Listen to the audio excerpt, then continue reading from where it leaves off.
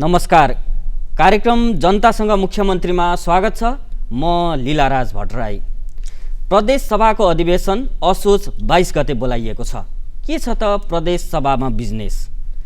प्रदेश सभाबाट विश्वासको मत लिनको लागि के तयारी भइरहेको छ? यो बीचमा प्रदेश सरकारले प्रदेश नम्बर 1 को समृद्धि र विकासका लागि के निर्णय गरेको छ? अनि चाडबाड लक्षित सुरक्षा योजनाहरू के कस्तो बन्दैछन्? यी र यस्तै तपाईकै चासो, गुनासो र सरकारका प्रश्नहरूको जवाब कार्यक्रम जनतासँग मुख्यमन्त्रीमा आज हामी प्रदेश नम्बर 1 का मुख्यमन्त्री भीम आचार्यज्यूबाट लिँदैछौँ।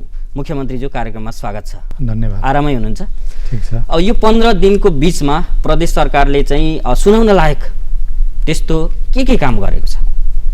एउटा कुरा त अब चाडबाड लक्षित खालका सुरक्षा योजना लगायतका कुराहरू हामीले भर्खरै निर्णय गरेका छौँ र सुरक्षाका 4वटै अङ्गहरू परिचालित गरेर हरेक ठाउँमा गस्ती लगायतका चिजहरू हुने, सबै अङ्गहरू एलर्ट रहने र कुनै नकारात्मक या अप्रिय घटना नघटोस् भन्नेमा सतर्क रहने भन्ने कुरा छ। त्यसका तयारीहरू सबै चलिरहेका छन्। दोस्रो, हामीले अब कतिपय चिजहरू के थियो भने अब यो राजनीतिक अलिक सङ्क्रमणकाल जस्तो भएको स्थितिमा सरकारका कयौँ कामहरू, कार्यालयहरू चाहिँ झन् ठप्पको स्थितिमा थिए। अहिले हामीले त्यसलाई अलिकति अगाडि बढाउने होइन, पिकअपमा लाने प्रयत्नहरू गरिरहेका छौँ। त्यससँग सम्बन्धित आन्तरिक हामी धेरै निर्णयहरू गरिरहेका छौँ। यसमा हामीले मानवाधिकार सेल बनाउनेदेखि लिएर होइन, यसका संयन्त्रहरू जे बनाएका थिएनन् तिनीहरूमा हामी केन्द्रित छौँ। यो बिचमा हाम्रा पार्टीका पनि गतिविधि भए। अब त्यो पनि किनभने अब जोडिएरै आउँछ। सबै अब मन्त्री भने राजनीतिक प्राणी नै भएको हुनाले अलिकति समय हाम्रो त्यता पनि गयो। अब स्थायी कमिटीको बैठक, केन्द्रीय कमिटीको बैठक, विधान अधिवेशन तयारी होइन, यी सबै चिजले पनि केही समय खाएको अवस्था छँदैछ। त्यसबाहेक जे हामीले विगतमा अलिक दूरगामी महत्त्वका निर्णयहरू गरेका थियौँ, खास गरी प्रत्येक जिल्लामा सेवा कार्यालयहरू खोल्ने भन्ने पहिला हाम्रो थिएन। काहीँ कृषिको छ त्यसले 2टा जिल्ला हेर्ने, काहीँ भेटनेरीको छ त्यसले 2टा जिल्ला हेर्ने, काहीँ खानेपानीको छ त्यसले 2टा हेर्ने, यस्तो खालको थियो। अहिले हामीले प्रत्येक 14 जिल्लामा सेवाका यो कार्यालयहरू खोल्ने भन्ने निर्णय गरेका छौँ। हजुर, यो निर्णय त पहिलो निर्णय नै हो। कार्यान्वयनको तहमा कसरी जान्छ? कार्यान्वयनको बारेमा चाहिँ अब त्यसमा यो ओएनएम सर्भिस गरेर यो कर्मचारी सङ्गठन संरचना कसरी अगाडि बढाउने भन्ने हामीले एउटा सानो टिम बनाएका थियौँ।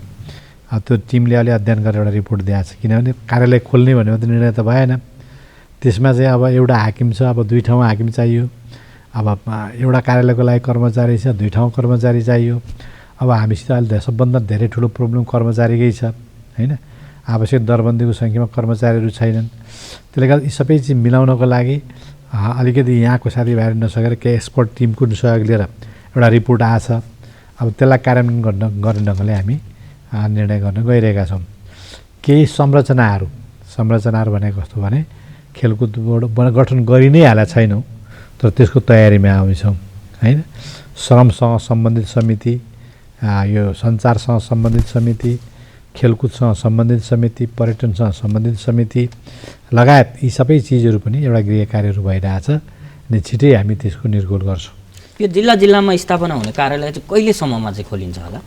अब मैले चाहिँ 2टा कुरामा, एउटा चाहिँ जिल्लामा खोलिने कार्यालय दसैँ अगाडि खोलिसक्नुहोस् भनेर भने हो। तर अब हाम्रो संयन्त्र चाहिँ के भने धेरै ढिलाढाला छ, एक। दोस्रो कुरो त्यसको त्यो सर्वे गर्ने कर्मचारीहरू जुन व्यवस्था मिलाउनेमा चाहिँ यहाँको हाम्रो टिम अलमलियो र बाहिरबाट एक्सपर्ट ल्याउनु पर्ने भयो। हामीले त्यो ल्याएर अलिकति उनीहरूले छलफल गरेर त्यसलाई अन्तिम रूप दिने कुरामा अलिकति ढिला हो। तर अहिले मैले नै बढी हतार गरेर उहाँहरूले समेतलाई कुरा गरिसकेपछि अहिले उसले रिपोर्ट दिएको छ। अब त्यो रिपोर्ट जेनरल प्रिन्सिपल रिपोर्ट छ, त्यसलाई अब यहाँ 14 जिल्लामा इम्प्लिमेन्ट गर्ने हिसाबले तयार गर्नुहोस् भनेको छु।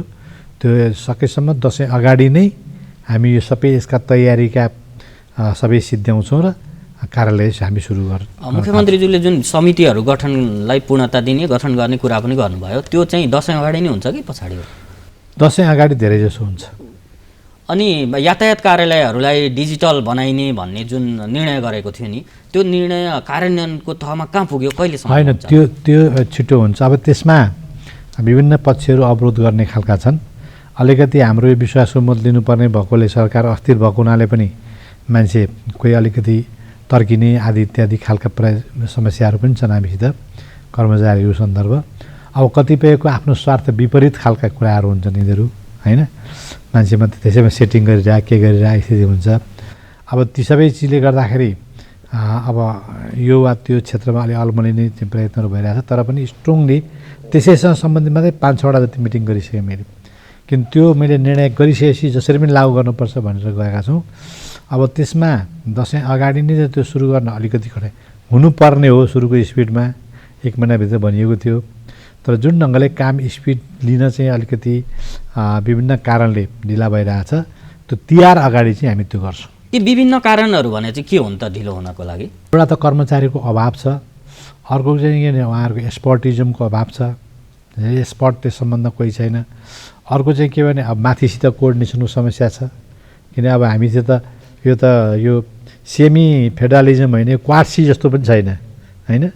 अब माथि कुन चाहिँ विभागले के भनिदिन्छ, अब त्यो कर्मचारी हाकिमहरू के छ भनेदेखि माथिका मातहत छन्, उनीहरू त्यसमा अल्मलिन्छन्। अनि फेरि उनीहरूलाई गाइड गरेर फेरि उनीहरूलाई स्पष्ट पारेर त्यो छ।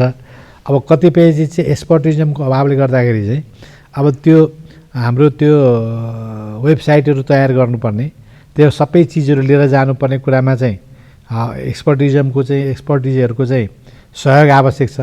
अब भने बेला उनीहरू नभेटिने, होइन?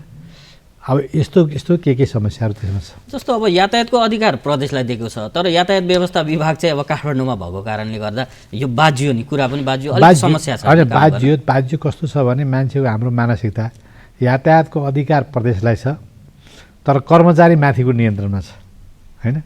उसले के ठान्छ भने अब माथि मतलब यो हिजोकै मानसिकता छ, जुन अधिकार डिसेन्ट्रलाइज गरेको उनीहरू चाहिँ के भने त्यति धेरै एक्सर्साइज गर्न चाहन्नन्। अब त्यसो भएपछि त्यो कर्मचारीको मानसिकता के छ भने उनीहरूले भनेको चाहेर गैर कानुनी किन नहोस्, त्यो चिज उल्लङ्घन गऱ्यो भने मलाई पछि फेरि अन्त स्वर आउँदाखेरि अप्ठ्यारो पर्छ भन्ने एउटा मानसिकता छ। त्यसैले यो कार्यान्वयन गर्ने कुरामा अलिकति राम्रो चाहिँ के भने मुभमेन्ट गर्नु जरुरी छ।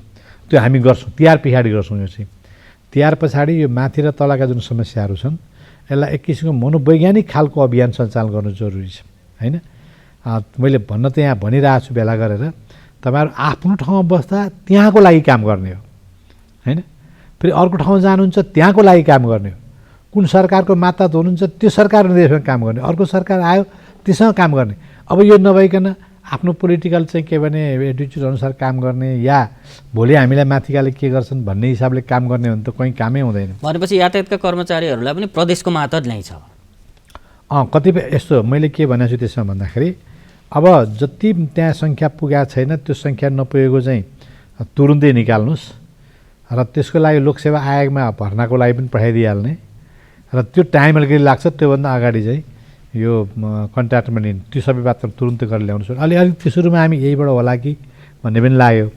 10-15 दिन अल्मलिसकेपछि काम ढिला हुनेपछि मैले यो भनेको छु, त्यसको लागि तयारी गर्दैछ। हजुर, अब प्रदेश सभाको अधिवेशन 22 गतेलाई असोज 22 गतेलाई बोलाइएको छ। खास गरी यो अधिवेशनको बिजनेस चाहिँ के छ त? अब यो अधिवेशन के हो भने एक त हामीले विश्वासको मत लिनु छ, होइन? त्यो सिधासिधी कुरा त्यही नै हो। अब विश्वासको मत लिँदाखेरि चाहिँ 1 महिनाभित्रमा विश्वासको मत लिने प्रस्ताव पेश गर्ने भन्ने कुरा छ, होइन? त्यसो भएको हुनाले अब सायद यो दसैँ पछाडिसम्म कन्टिन्यू हुन्छ, र यो अधिवेशनमा हामीले एउटा विश्वासको मत लिने प्रयोजनको लागि प्रयोग गर्छौँ।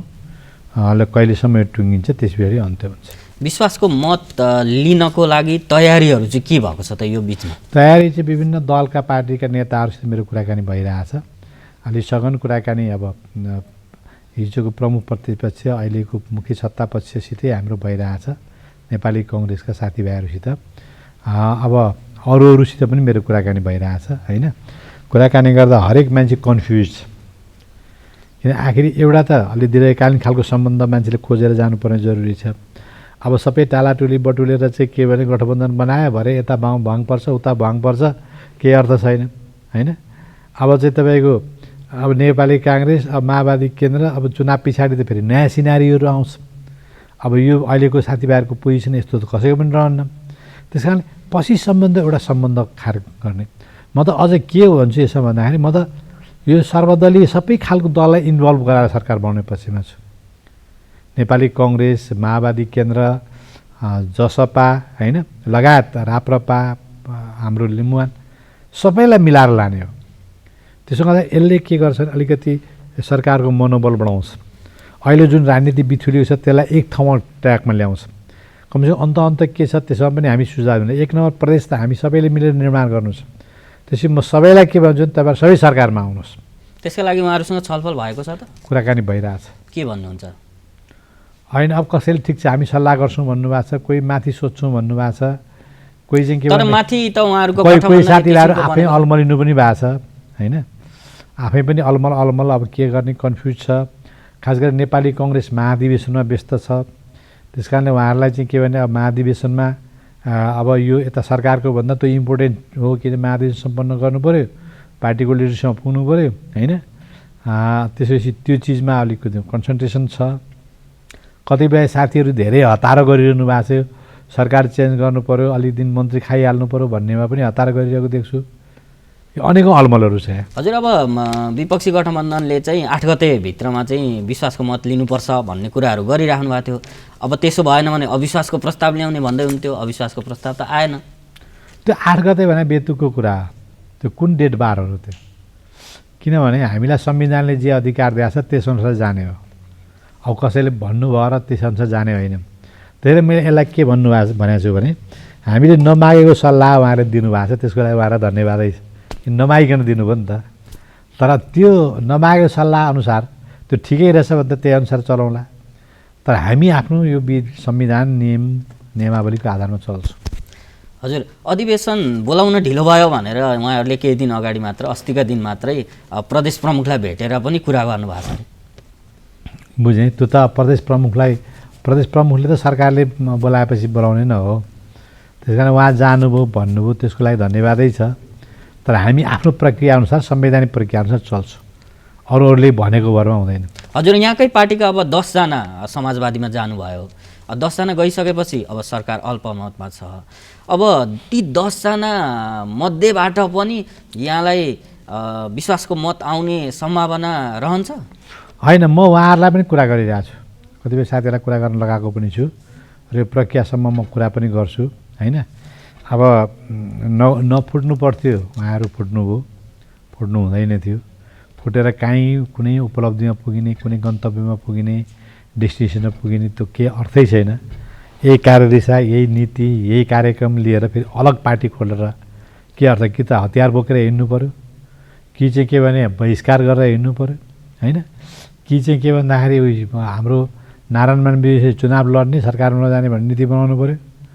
अब होइन, सबै कुरा उही होइन। जे एमाले लिएको छ त्यही नै अर्कोले लिने, फेरि अर्को लिने भने त्यही चिजमा फेरि अलग अलग दल बनाउनु पर्ने कारण। अब केही मनमुटावहरू, केही दूरीहरू थिए, भावनात्मक कुराहरू छन्, तर त्यति कारणले अर्को दल बनाउनु पर्ने मलाई लाग्दैन। त्यसमा चाहिँ बिस्तारै पार्टीभित्र बसेर समस्या समाधान गर्न सकिन्थ्यो। खैर त्यो चाहिँ फेज त गयो।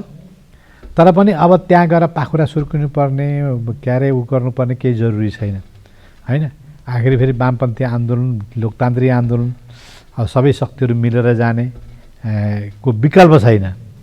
सकेसम्म नेपाली कङ्ग्रेस, नेपाल कम्युनिस्ट पार्टी, एमाले या अरू पार्टीहरू सबै मिलेर जानु जरुरी छ र देश बनाउने हो सबैले। त्यसै उहाँहरूले मात्रै धेरै पाखुरा सुर्किनु केही अर्थ छैन। मिलेर जानुपर्छ। सबैलाई मिलाउने म कोसिस गर्छु।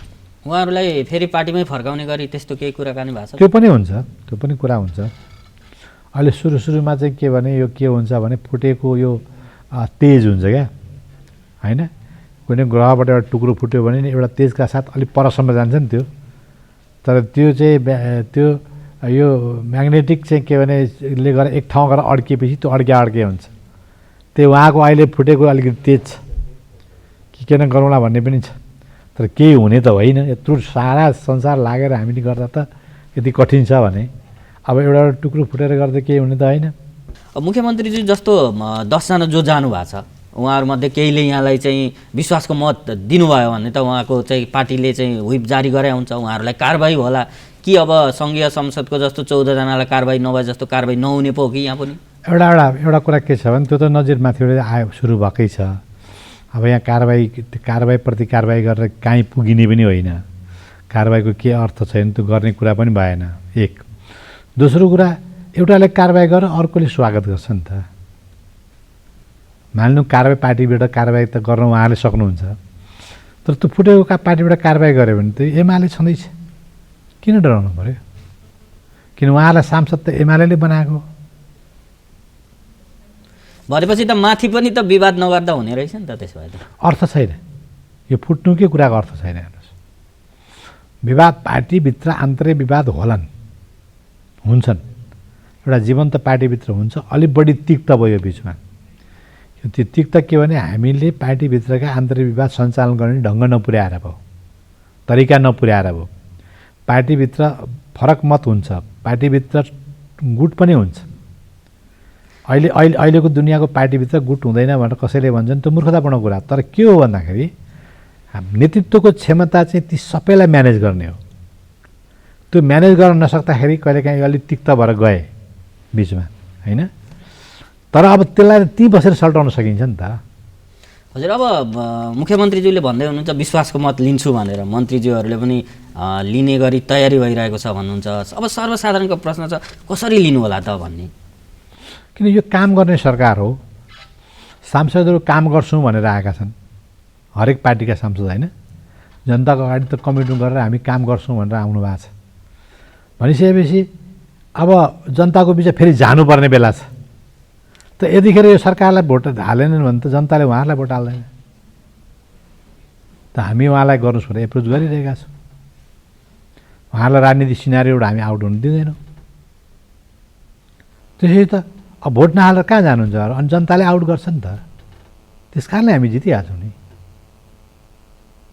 तर अब मन्त्रालयको काम कारबाही गति अब त्यस्तो खासै देखिँदैन। अब त्यो चाहिँ विश्वासको मत प्राप्त होला कि नहोला भनेर त्यस्तो भएको हो कि के हो? होइन, अलिअलि चाहिँ के हुँदो रहेछ भने यो कर्मचारी मानसिकता चाहिँ अब त्यसमा लरबर देखियो, होइन? अब कतिले तर्साउँछन्, वक्तव्यबाजी गर्छन्, यसो गरौँला त्यसो गरौँला, काम गरौँला, हामी ठेगान लगाउँछौँ, कुटपिट गर्छौँ भन्ने पनि होला कतिपय। अब त्यस्तो खालको चाहिँ के भन्दाखेरि भएको हुनाले मान्छे अलिक कर्मचारी त तर्सिन्छ पनि, अनि सरकारको ह्यास त कर्मचारी हो। त्यसैले कतिपय के देखियो छ भने अब बिरामी भएर सुत्दियो, काठमाडौँ घुम्न गयो, या के पर्यो भनेर हिँड्दियो, या एउटा बानाबाजी गरेर चाहिँ फाइल ढिलो यी सबै चिज चाहिँ। र उहाँहरूले के भन्नुहुन्छ भने फेरि अविश्वास मत दिएपछि यस्तो हुँदैन भन्नुहुन्छ। त्यसैले गर्दाखेरि कस्तो भने यो राजनीतिक अस्थिरताको बेलामा यद्यपि यो हुनु नपर्ने हो। यो कर्मचारी अलिकति प्यासिभ हुँदो रहेछ, होइन? किमकर द बिमुड जस्तो हुनुपर्दछ। यो किन त्यस्तो भयो भने यो हुनु नपर्ने, जो सरकार छ त्यसको आदेश पालन गरेर काम गर्ने हो नि त उहाँहरूले। तर हामी कहाँ धेरै पोलिटिसाइज भएको छ कर्मचारी संयन्त्रहरू, त्यसले गर्दा त्यसको रिफ्लेक्सन त्यहाँ छ। तर कर्मचारीहरू मात्र अहिले हामीले बाहिर गतिविधि किन गरेका छैनौँ धेरै भने हामीले सबै साथीहरूलाई भनेको छु, तपाईँहरू यो मन्त्रालय यति लथालिङ्ग अवस्था छ कि तपाईँको त्यो कर्मचारी अफिसमा नबस्ने, के नगर्ने, यी सबै चिजहरू छ। कर्मचारी सङ्ख्या नै छैन। अब मुद्दा लडेर अस्ति चाहिँ सर्वोच्चले यता समायोजन गरेकोलाई माथि जान पाउने गरिदियो। अब मान्छे त्यो भएका पनि हिँडिरहेछ। अनि अहिलेसम्म लोकसेवा आयोगलाई हामीले लेखेर दिएका छैनौँ, यति हामीलाई चाहियो गर भनेर। अस्ति भर्खर एउटा स्टेप दियो, अब हामी गर्दैछौँ त्यो। अनि हामी कर्मचारी सङ्ख्या चाहिँ 10 जना उपसचिव भएको ठाउँमा 1 जना 2 जना मात्रै छ हामीसित। दोस्रो कुरो, त्यसले गर्दाखेरि त्यो हाम्रो जुन गाडी हो नि, सञ्चालन हुनुपर्ने गाडी चाहिँ त्यो स्टार्ट नभइकन बसिरहेछ। त्यो त्यत्तिकै गाडी छोटो जता कुदा गरेर भाषण शासन गतिविधि देखिएला। तर काम स्टार्ट पहिला कहाँबाट गर्ने त भन्दाखेरि पहिला त आफ्नो मन्त्रालय चल्नु पऱ्यो नि। त्यहाँभित्रका जति पनि निर्णय चाहिँ पेन्डिङ छ सबै थ्रो हुनु पऱ्यो, होइन? अनि जब सबै चिज थ्रो भइसकेपछि अनि त्यसलाई फिल्डमा इम्प्लिमेन्ट गर्दाखेरि अनि मन्त्रीहरू कुद्ने हो। अब त्यो थ्रो भएको छैन, अब त्यतिकै कुद्या छ, भाषण ठोक्या छ गरेर मात्रै के हो भने उल्टो बाटो हो त्यो। त्यसैले मैले उहाँहरूलाई के भनेको छु, तपाईँ अहिले फिल्डमा धेरै कुद्ने होइन, पहिला जति पनि पेन्डिङ इस्युहरू छ त्यसलाई थ्रो गर्नुहोस् र बजेट आएको कयौँ महिनासम्म त्यो चाहिँ अख्तियारी नदिने, ठेक्कामा नजाने यी जुन समस्याहरू छन् त्यसलाई तुरुन्तै टुङ्ग्याउनुहोस् होइन। र अनि माघमा गएर ठेक्का खुल्ने, त्यसरी फागुनमा के अरे निर्णय आउने, अनि असारमा गएर यस्तो किसिमको कुरा होइन। इमिडिएट सबै चिजहरू हुनु पऱ्यो र यो सबै चिज प्रक्रियामा गएपछि अन्त मात्रै फिल्डमा कुद्नुहोस् भनेर। त्यसैले हामी बाहिरतिर धेरै छैनौँ अहिले। अब प्रदेश नम्बर 1 को चाहिँ पर्यटन क्षेत्रको विकास गर्नको लागि गुरु योजना बनाउने भनेर प्रदेश सरकारले भनेको छ। अब यहाँ त सङ्घीय पर्यटन मन्त्री पनि भइसक्नु भएको मान्छे, अब यो कहिलेसम्ममा बन्छ होला यो गुरु योजना? अब पहिला त हामी पर्यटन बोर्ड बनाउँदैछौँ होइन, सबैभन्दा छिटो त्यो हामी बनाउँछौँ। अब यहाँ कस्तो छ भने कहिलेकाहीँ कर्मचारी मानसिकता यस्ता अवस्थामा झल्किन्छ। अब यहाँ खर्च गर्नु हुँदैन, प्रतिफल आउँदैन, त्यहाँ खर्च गर्नु हुँदैन, प्रतिफल आउँदैन भन्छन्। प्रतिफल आउने चाहिँ के क्षेत्रहरू त्यो हेर्नु पऱ्यो हामीले। कतिपय क्षेत्रहरू यस्ता छन् कि तपाईँले आज लगानी गर्नु पऱ्यो 3 महिना प्रतिफल आउँछ, आज लगानी गर्नुभयो 6 महिनामा 1 वर्षमा आउँछ। कृषिमा आज लगानी गर्नुभयो भने धान रोप्नुभयो भने तपाईँ 3 महिनामा त्यसको प्रतिफल आउँछ। उद्योगमा गर्नु भने त्यो उद्योग बनाउँदा गर्दा 5 वर्ष लाग्ला। शिक्षामा गर्नु भने मास्टर पढ्दाखेरि 15 वर्ष लाग्छ या 20 वर्ष लाग्छ होइन। त्यसले गर्दाखेरि अब पर्यटनमा गर्नु 10 वर्ष लाग्छ। अहिले कोभिडले गर्दा यो सुस्त छ, तर पनि हामीले संरचना तुरुन्तै बनाउनुपर्छ, त्यसको तयारी गर्नुपर्छ। भन्दाखेरि मानसिकता के छ भन्दाखेरि अब यहाँ तुरुन्तै प्रतिफल आउँदैन भन्ने खालका केही अप्ठ्यारा हर्डसहरू छन्। अब कर्मचारी भनेको चाहिँ अब कहाँबाट आएका हुन्छन्, अब आफ्नो प्रदेश पनि हुँदैन क्यारे, छिटो काम गर्ने भन्ने पनि हुँदैन। उनलाई जे सिकाइदिएको छ त्यही सिकाएको कुरा गर्ने हो होइन। अब त्यो फ्लेक्जिबिलिटी पनि हुँदैन, अलिकति अब त्यस्तो खालको समस्या अलिअलि छ। तर त्यसलाई चिरेर हामी छिटै पर्यटन बोर्ड बनाउँछौँ, त्यसले छिटै मास्टर प्लान बनाउँछ। हरेक चिजमा हामी त्यही गर्न गइरहेको छौँ। हरेक मन्त्रालयमा हामी केही न केही चेन्ज गर्नेतिर लागिरहेको छौँ, त्यसको आन्तरिक संरचनालाई सुव्यवस्थित गर्न खोजिरहेको छौँ। अब पर्यटन क्षेत्र ठुल्ठुलो नै बनेको छ कोरोनाको कारणले। अब पर्यटन उद्योगीहरूको हात प्रदेश सरकारको साथ भनेर प्रदेश सरकारले नीति तथा कार्यक्रममै एउटा कार्यक्रम ल्याउने र पुनरुत्थानमा सहयोग गर्ने भनेर भनेको थियो। अब यो कार्यक्रम मार्फत ती ठुल्ठुलो बनेका पर्यटन व्यवसायीहरूले के पाउनुहुनेछ? होइन, त्यसमा अब हामीले नारा त दियौँ तर प्रोग्राम थिएन होइन। अहिले हामी यो बोर्ड तुरुन्तै हामी दसैँ अगाडि नै सायद बनाउँछौँ, त्यसले प्रोग्रामिङ गर्छ। उहाँहरूलाई हामीले हाम्रो साधन स्रोत क्षमता जुन छ त्यस आधारमा पूर्ण रूपले हरेक व्यवसायीलाई र स्पेसली पर्यटन व्यवसायलाई त्यो हामी गर्छौँ। भनेपछि उहाँहरूले केही न केही प्रदेश सरकार मार्फत राहत पाउनुहुनेछ। र अब दसैँ तिहार लगायतका चाडपर्वहरू नेपालीका घर आँगनमा भित्रिसकेको छ। जब जब चाडपर्व आउँछन् तब तब महँगी बढेर जान्छ। अहिले बजारमा त्यस्तै देखिएको छ र मुख्यमन्त्रीज्यूले अघिल्लो कार्यक्रममा अध्यादेश ल्याएरै भए पनि बजार अनुगमन चाहिँ गरिनेछ भनेर भन्नुभएको छ। अध्यादेश अब त्यो हामीले भनेको, अब तर हाम्रो यो विश्वास मत दिनुपर्ने भएकोले संसद बैठक बोलाइयो। संसद बैठक बोलाएपछि यो बिचमा अध्यादेश ल्याउन मिल्दैन होइन। अब हामीले अहिले संसद बैठकमा अहिले कानुन बनाइहाल्ने परिस्थिति छैन। त्यसले गर्दाखेरि हामीले अस्ति एउटा सुरक्षा निकाय लगायतको सबैको बैठक गरेर यसलाई तुरुन्तै अनुगमन जे जस्ता कानुनहरू छन् त्यही अन्तर्गत भए पनि गर्नुहोस् भनेको छ। र आज पनि 4 बजे हामीले एउटा मिटिङ बोलाएको छौँ त्यससँग सम्बन्धित भएर। त्यो मिटिङमा पनि हामी स्ट्रङली सबै कुराहरू राख्छौँ। तर यो प्रब्लम कस्तो हो भन्दाखेरि यो हाम्रो देशको नेसनल प्रब्लम जस्तो भएको छ होइन। नेसनल प्रब्लम छ, आइसोलेटेड 1 नम्बर प्रदेशको मात्र यो प्रब्लम होइन। त्यसैले केन्द्रीय सरकार र प्रदेश सरकारहरूको कोअर्डिनेसनमा यसलाई अलिकति राम्रो ढङ्गले गर्नुपर्छ। अब माथि पनि सरकार अस्थिर छ, पूर्ण पनि छैन। तल हाम्रो यहाँको सरकार पनि अस्थिर छ, पूर्ण बनाउन पनि हामी सकेका छैनौँ होइन। त्यो परिस्थितिको कारणले त्यसको फाइदा उठाएर जे जस्तो गरिँदैछ उनीहरूलाई अब सकेसम्म नियन्त्रण गर्ने, कारबाही गर्ने, त्यो आज पनि हामी निर्णय गर्छौँ। चाडबाड लक्षित सुरक्षा योजना प्रदेश नम्बर 1 मा के कस्तो छ त भन्ने विषयमा कार्यक्रम जनतासँग मुख्यमन्त्रीमा आज हामी प्रदेश नम्बर 1 प्रहरी कार्यालयका प्रमुख डिआइजी अरुण कुमार बिसीसँग कुराकानी गर्दैछौँ। डिआइजी साहब, यहाँलाई कार्यक्रममा हार्दिक स्वागत छ। धन्यवाद। यहाँ कार्यक्रम जनतासँग मुख्यमन्त्रीमा हुनुहुन्छ र मुख्यमन्त्रीज्यूले पनि यहाँले भन्नुभएको कुरा सुनिराख्नु भएको छ। खास गरी प्रदेश नम्बर 1 का जनतालाई चाडबाड चाहिँ एकदमै ढुक्कसँग सुरक्षित छु भन्ने महसुस गराउने गरी मनाउने वातावरण बनाउन यहाँको तयारी के छ? हामीले यो आउँदो चाडबाडलाई लक्षित गरी दसैँ तिहार छठ लगायत यो नेपाल सम्बत लगायत विभिन्न अरू आन्तरिक जुन चाडबाड छ स्थानीय चाडबाड छ त्यसलाई चाहिँ लक्षित गरी चाडबाड विशेष सुरक्षा योजना 2078 हामीले चाहिँ लागू गरेका छौँ। यो 1 नम्बर प्रदेशको 14वटै जिल्लामा चाहिँ हामीले लागू गर्ने भनेर हामीले यसलाई कार्यान्वयन गरि पनि सकेका छौँ र यो योजना 14वटा जिल्लामा चाहिँ हाम्रो प्रहरी कर्मचारीहरू 6,923 करिब 7,000 प्रहरी कर्मचारीहरू चाहिँ हामीले विभिन्न जिल्लामा चाहिँ हामीले खटाएका छौँ र यसमा 86वटा चाहिँ चारपाङ्गे सवारी साधन र 278वटा यो क्विक रेस्पोन्स टिम भन्छ क्युआरटी जुन मोटरसाइकलमा गर्छन् र त्यस्तै गरेर 205वटा हामीले विभिन्न पैदल बस्तीहरू खटाएका छौँ भनेदेखि 397 स्थानमा चाहिँ हामीले पिकेटहरू परिचालन गरेका छौँ। त्यो हिसाबले हामीले चाहिँ हाम्रो प्रहरीहरू 14वटै जिल्लामा हामीले परिचालन गरेका छौँ। त्यसै गरेर राजमार्ग सुरक्षाको हिसाबबाट हामीले 20 स्थानमा ट्राफिक कर्फ्यूहरू र 41 स्थानमा चाहिँ यात्रु सहायता कक्ष जुन प्यासेन्जर हेल्प डेस्क भनेको त्यसलाई स्थापना गरेर हामीले चाहिँ सञ्चालनमा ल्याएका छौँ र कतिपय ठाउँमा हामी त्यो बनाउँदै पनि छौँ। अब यो चाडबाडकै मौका छोपेर यो सीमा क्षेत्रबाट चोरी निकासी तस्करी हुने गरेका विगतका उदाहरणहरू पनि छन्।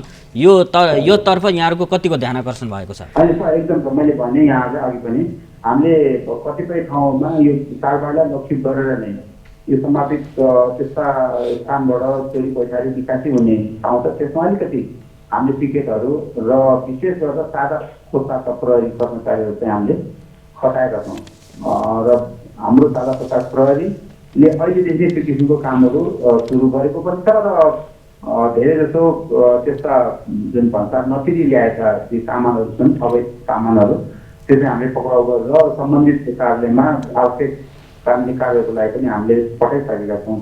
त्यसै गरेर यो अहिलेको विशेष यो चाडबाडलाई लक्ष्य गरेर विभिन्न किसिमका धार्मिक स्थलहरू हुन्छन् जहाँ चाहिँ बढी भिडभाडका कुराहरू आउँछन्। नागरिकहरू त्यो स्थानमा बढी भिडभाड गएर धार्मिक इच्छाको कुराहरू गर्ने त्यो स्थानलाई पनि हामीले लक्षित गरेका छौँ भनेदेखि यो चाडबाडलाई लक्षित गरेर यो विभिन्न किसिमका आर्थिक गतिविधि हुने ठाउँहरू जस्तै ब्याङ्क वित्तीय संस्थाहरू अनि यी कर गहनाहरू बेच्ने खालका त्यस्ता सुन चाँदीका पसलहरूलाई पनि हामीले टार्गेट गरेका छौँ किनभने यो ठाउँमा बढी भिडभाड हुन्छ। नागरिकहरू अलिकति रकमहरू लिएर त्यस स्थानमा सामानहरू खरिद गर्न सक्नेलाई पनि त्यहाँ लुटपाट स्न्याचिङका घटनाहरू हुन सक्ने कतिपय मान्छेहरूलाई विभिन्न किसिमका लखाउने औषधिहरू फलफुलहरू जुसहरू खाँदेर पनि त्यसरी लट्ठाएर मान्छेहरूको सम्पत्तिहरू लुटिरहेको घटनाहरू विगतमा धेरै भएका छन्। ती कुराहरूलाई हामीले चाहिँ टार्गेट गरेर अहिले चाहिँ विशेष गरेर यो चाडबाडमा यो 1 नम्बर प्रदेशको नागरिकहरूले चाहिँ निश्चित रूपमा र खुसियालीका साथ कसरी चाहिँ चाडबाडहरू मनाउन चाहिँ हामीले गर्नुपर्ने कुराहरू के के हो भन्ने कुराहरू हामीले एकदमै विशेष रूपमा हेरेका पनि छौँ र त्यही हिसाबले मैले 14वटै जिल्लाको जिल्ला प्रहरी प्रमुखहरूलाई त्यहाँको सुरक्षा समितिसँग कोर्डिनेसन गर्ने स्टेक होल्डरहरूसँग कोर्डिनेसन गर्ने र यसलाई कुनै पनि कमी आउन नदिने हिसाबले यसलाई चाहिँ कार्यान्वयन गर्नु भन्ने किसिमको निर्देशन पनि दिइसकेको छु र त्यही हिसाबमा अहिले म यो फिलिङ इलाम लगायतको यो जिल्लाहरूमा पनि त्यसको कस्तो गतिविधिहरू छ त्यो हिसाबले म अहिले बाहिर फिल्डमै छु अहिले पनि र अहिलेको यो विशेष रूपमा जुन कोभिडको जुन यो महामारी छ जुन पेन्डेमिक हिसाबको छ यसलाई पनि मध्यनजर गरेर हाम्रो प्रहरी पहिलो आफू चाहिँ सुरक्षित भएर नागरिकलाई कसरी सेवा प्रदान गर्ने हिसाबमा पनि त्यो हिसाबले हामी परिचालन गरेका छौँ। हस्, धन्यवाद प्रहरी प्रमुख प्रदेश नम्बर 1 का प्रहरी प्रमुख डिआइजी अरुण कुमार विशीज्यू, यहाँलाई धेरै धेरै धन्यवाद। हस्, धन्यवाद। अब मुख्यमन्त्रीज्यू यो अब सुरक्षाकै कुरा गर्दा यो सीमा क्षेत्रबाट हुने चोरी पैठारी निकासी तस्करीका कुराहरू चाहिँ बेला बेला आइरहेका छन्, सुनसरी जिल्लामै पनि आइरहेका छन्। अब यसलाई नियन्त्रण गर्नको लागि चाहिँ के गर्नु पर्ला त? अब पहिलो कुरा त यस्ता खुला बोर्डर भएको ठाउँमा जहाँ कुनै पनि अवरोध छैन, यो सबै कम्प्लिटली 100% नियन्त्रण धेरै कठिन कुरा हो। जहाँ चाहिँ फेरि कस्तो तराईमा छ भन्दाखेरि यता र उता चाहिँ यो रोटी बेटीको सम्बन्ध भएको भन्छ नि, नातागोता आदि इत्यादि, मान्छेहरू रोक्न पनि नसकिने ठुलो विरोध आउने स्थिति हुन्छ। दोस्रो कुरा, अब त्यसका बावजुद चाहिँ ती चिजहरूलाई जुन तोकिएका नाकाबाट ल्याउने लाने कुरालाई रेगुलेट गर्नुपर्छ भन्ने सचेतनता पनि जगाउने र त्यस हिसाबले आवश्यक संयन्त्र पनि पुर्याउने, ती चिजहरू जरुरी हुन्छ र हामीले त्यसमा कोसिस गरिरहेका छौँ। अब सुरुदेखि नै के हो भनेर सामान्य हामीले ब्रिफिङ लियौँ र सकेसम्म चाहिँ के भने ती चिजहरूलाई नियन्त्रण गर्नलाई गरौँ भन्ने छ। अब कतिपय ठाउँमा अब कतिपय मिलोमतो हुने खालका खतरा पनि हुन्छन्। अब एकाध नाका त्यसबाट पनि त्यो अछुतो रहन नसक्ने स्थिति हुनसक्छ। अब त्यस्ता चाहिँ भयो भने त्यसमा मान्छेहरू चेन्जफेन्ज गर्ने लगायतका कुराहरू गरेर भए पनि त्यसलाई नियन्त्रण गर्ने कुराहरू गर्नु जरुरी हुन्छ। चौथो कुरो के छ भन्दाखेरि अब यदि त्यस्तो चाहिँ हाम्रो तस्करी गर्दाखेरि, चोरी निकासी गर्दाखेरि जुन खालको सजाय छ त्यसलाई इफेक्टिभली कार्यान्वयन गर्ने र त्यसको लागि यो गर्यो भने यो सजाय हुन्छ भन्ने कुरालाई प्रचार गर्नुपर्ने आवश्यकता पर्छ। त्यसको त्यो क्षेत्रमा पनि हामी अगाडि बढ्ने कोसिस गरिरहेका छौँ। अब यो चाडबाड लक्षित ट्राफिक सुरक्षा योजना, ट्राफिकलाई चुस्त दुरुस्त बनाउनको लागि प्रदेश नम्बर 1 ट्राफिक प्रहरी कार्यालयले के गरेको छ त भनेर हामीले प्रदेश नम्बर 1 ट्राफिक प्रहरी कार्यालयका प्रवक्ता सुमन तिमसिनालाई सोधेका छौँ। विशेषतः हामीले चेकिङलाई फोकस गरेको छौँ। चेकिङमा पनि एकल चेकिङ, ट्राफिकको मात्र चेकिङ र संयुक्त प्रहरीसँगको चेकिङ होइन। अनि रात्रिकालीन चेकिङ अहिले सुरु भइसकेको अवस्था छ, जसमध्ये विभिन्न जिल्लाबाट प्रगति विवरण पनि आइरहेकै छ भने राडर गन चेकिङ र टाइम कार्ड लागू भएको अवस्था छ भने आरएससीसी चेकिङलाई पनि हामीले फोकस गरेका छौँ होइन। त्यसै गरी हाम्रो सहरी क्षेत्रमा चाहिँ अहिले चेकिङ 34 स्थानमा दैनिक रूपमा हुन्छ।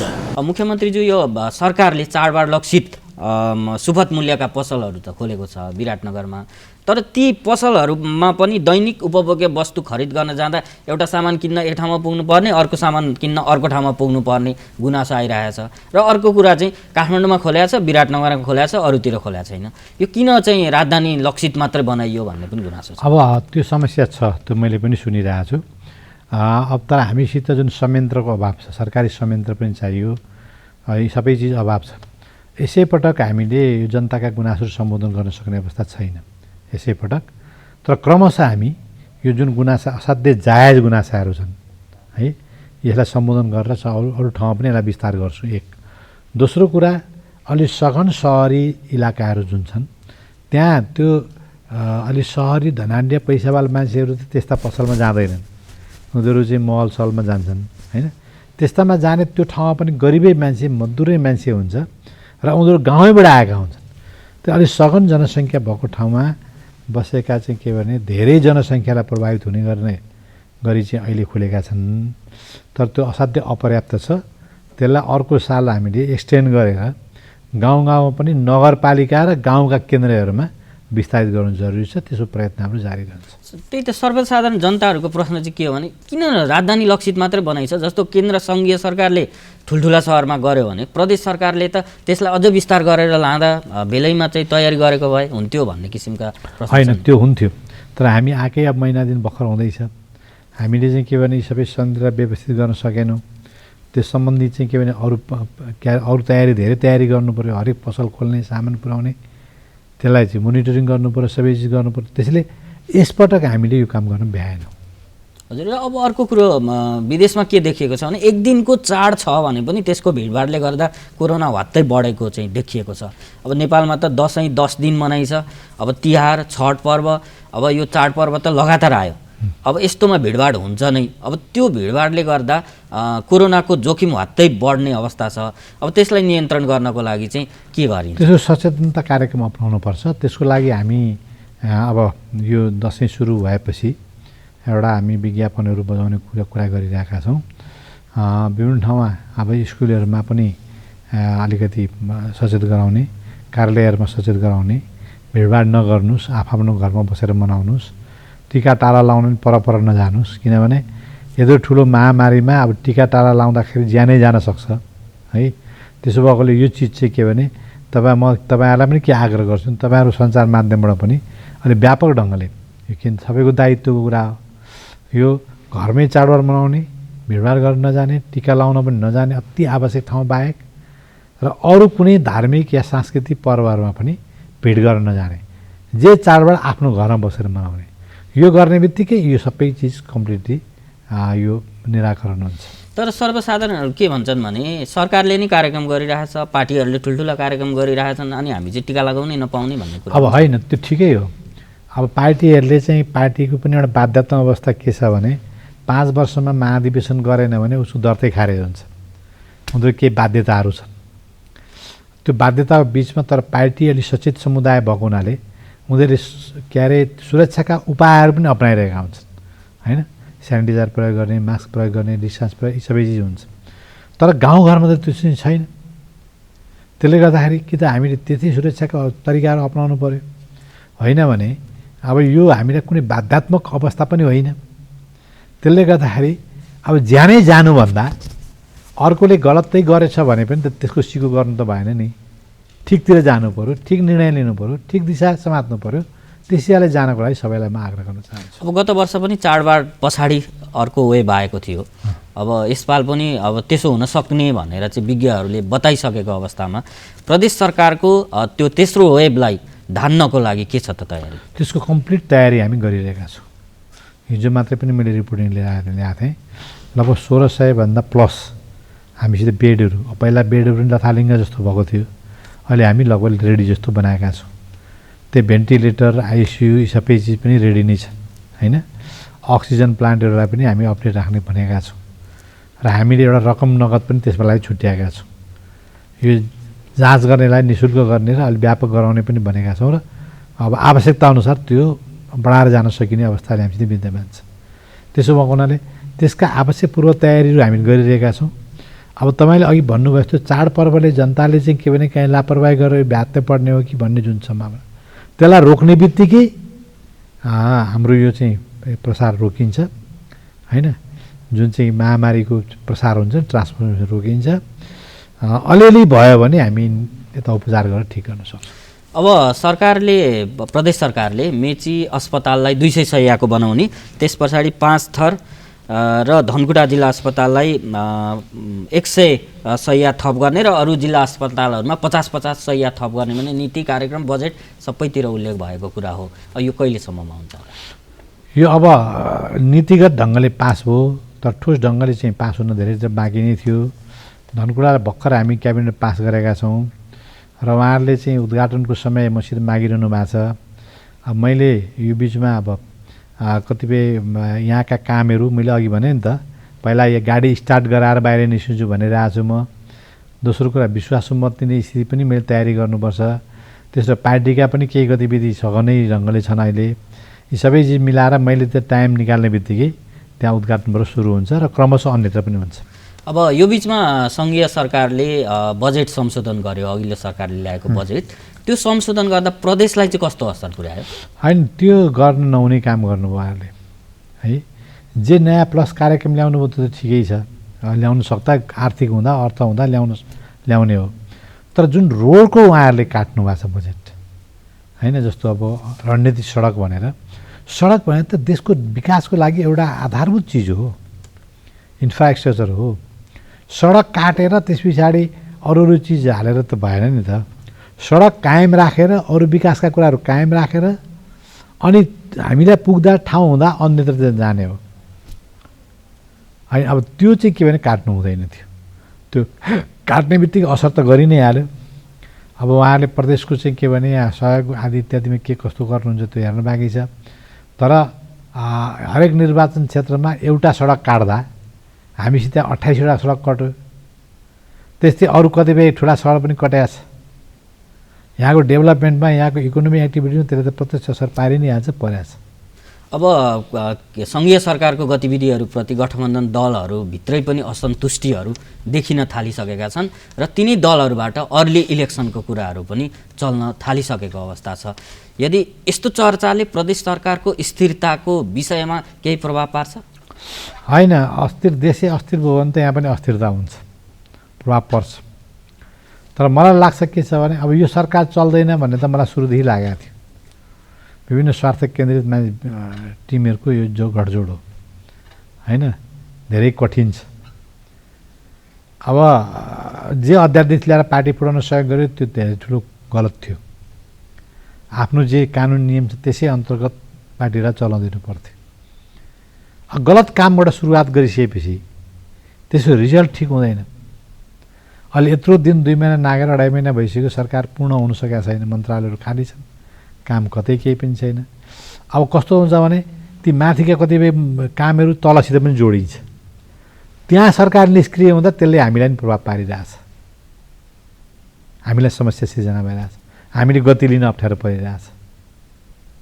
जस्तो गठबन्धन दल विशेष गरी नेपाली काङ्ग्रेसभित्रकै केही नेताहरूले अर्ली इलेक्सनमा जानुपर्छ अब भन्ने कुराहरू गरिराख्नु भएको छ, त्यस्तो सम्भावना होला? यस्तो मलाई के लाग्छ भने उहाँहरूले एक्लै त्यो गर्नुभयो भने फेरि राजनीतिक विवाद सुरु हुन्छ। छलफल गरेर गर्नुहोस् होइन। र अर्को कुरा के छ भन्दाखेरि अब अर्ली इलेक्सन भने त वैशाख जेठ हो, त्यो 6 महिना पछाडि रेगुलर इलेक्सनको कुरा आउँछ। अनि प्रदेशको केन्द्रको इलेक्सन एकैचोटि गर्दाखेरि हाम्रो धेरै नै खर्च पनि जोगिएको अवस्था हो, अरबौँ जोगिन्छ। अनि फेरि अर्ली इलेक्सन केन्द्रमा गर्ने, फेरि त्यसो 6 महिना पनि नपुग्दै प्रदेशको गर्ने, यो दुर्भाग्यपूर्ण हुन्छ दुईवटा हिसाबले। एउटा त राष्ट्रिय सरकारको फन्डबाट त्यो बजेट खर्च भयो, त्यो नोक्सानदायी, दुईबाट खर्च गर्नु पर्यो, त्यति नै पैसा डबल लाग्ने भयो। दोस्रो कुरा उम्मेदवारहरूको, तपाईँको एकपल्ट चुनाव हुँदाखेरि जति खर्च हुन्छ 3टा उम्मेदवार बाँडिन्छ, एउटा सङ्घको 2जना प्रदेशको होइन। अब के हुने हो भने त्यो खर्च सङ्घको एक्लैमा पनि त्यति नै हुने, प्रदेशको त्यो अर्को छुट्टै पनि त्यति नै हुने, राष्ट्र इकोनोमीमा पनि त्यसले ठुलो नोक्सान पुर्याउँछ।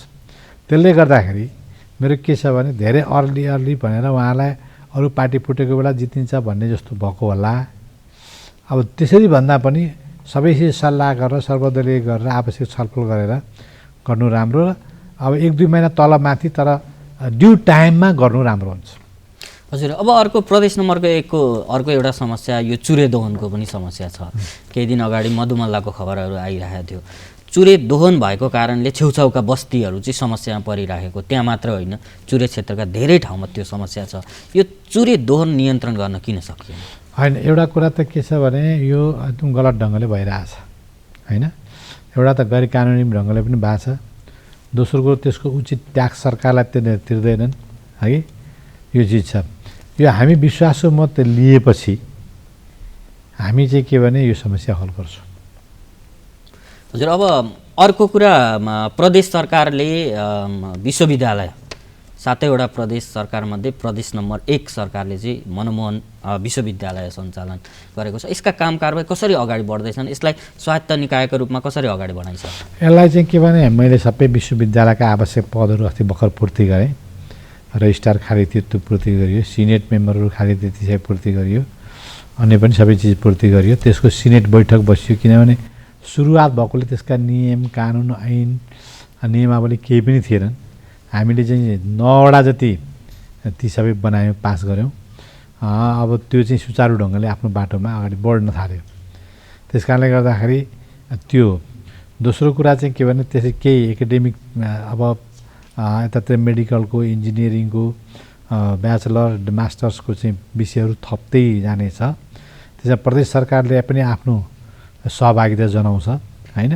त्यस हिसाबले चाहिँ के भने अगाडि जाने कुरा पनि हामी अगाडि बढिरहेका छौँ। र अन्त्यमा कृषकको एउटा जिज्ञासा प्रश्न छ। हामी धान उत्पादन चाहिँ गर्छौँ, तर धानको समर्थन मूल्य नतोकिँदा हामीले वर्षेनी घाटा बेहोर्नुपर्छ। अब प्रदेश सरकारले यसतर्फ कसरी ध्यानाकर्षण गर्छ र समर्थन मूल्य तोक्नेमा विश्वस्त हुन सकिन्छ भन्ने? होइन, समर्थन मूल्य तोक्नै पर्छ। यो अब बल्ल बेला आउँदैछ होइन। र यो चाहिँ कस्तो छ भने हामीले यहाँबाट मात्रै तोक्दा भन्दा पनि सिङ्गो नेसनल समस्या भएको हुनाले सङ्घीय सरकारले तोक्नु जरुरी छ र हामी यो आवश्यकता औचित्यको बारेमा उनीहरूसँग कोअर्डिनेसन गरेर छिटोभन्दा छिटो यो काम अगाडि बढाउने प्रयत्न गर्छौँ। हजुर, अत्यन्तै व्यस्तताका बावजुद पनि मुख्यमन्त्रीज्यूले समय उपलब्ध गराइदिनु भयो र महत्त्वपूर्ण कुराहरू राखिदिनु भएको छ, त्यसको लागि धेरै धेरै धन्यवाद। तपाईँहरूलाई पनि धेरै धेरै धन्यवाद। सरकारका कुराहरू जनताको बिचमा पुर्याउने मौका दिनुभएकोमा धेरै धेरै धन्यवाद। कार्यक्रम सुन्नुहुने र हेर्नुहुने तपाईँ सबैलाई धेरै धेरै धन्यवाद दिन चाहन्छु र कार्यक्रम उत्पादन समूहका साथीहरू भूमिराज पराजुली, सुमन पुरी र सबै प्राविधिक साथीहरूलाई पनि धेरै धेरै धन्यवाद दिँदै कार्यक्रम जनतासँग मुख्यमन्त्रीबाट कार्यक्रम सञ्चालक म लीलाराज भट्टराई बिदा माग्छु।